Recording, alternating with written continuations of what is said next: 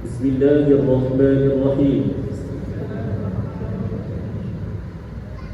نويت صوم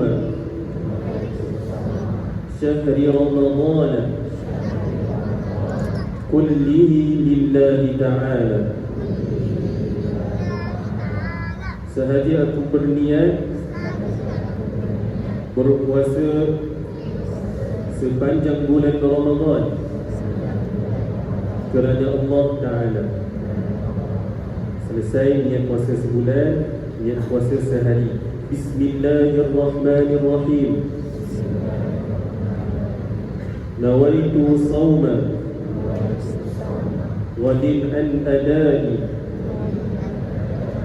fardi syahri Ramadana hadhihi sanati lillahi ta'ala.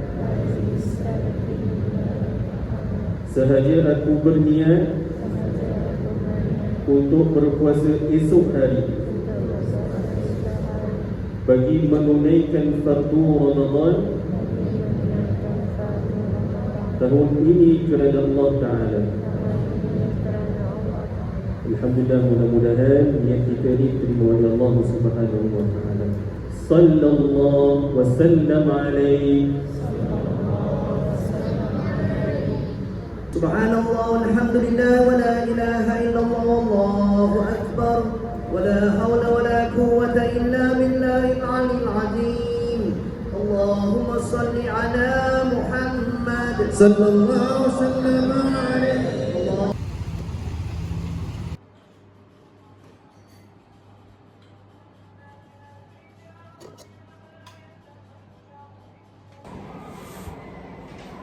So kita orang pergi Bazar Ramadan at Bukit Jelutong. As you can see, there's a lot of people. You do? Apa benda yang beratur tu?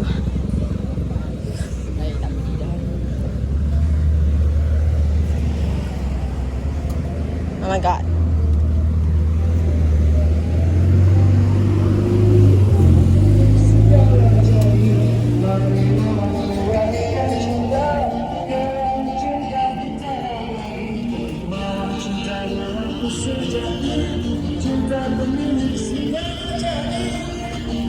Mana nak ambil apa? Ya Allah.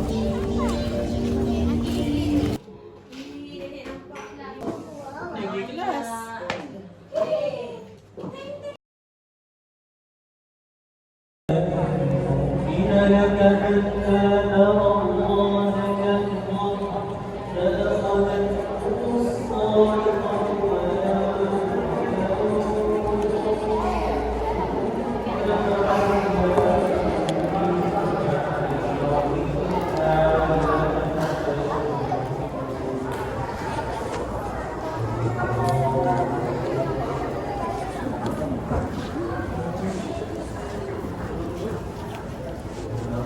As you guys can see, oh my god, the moon.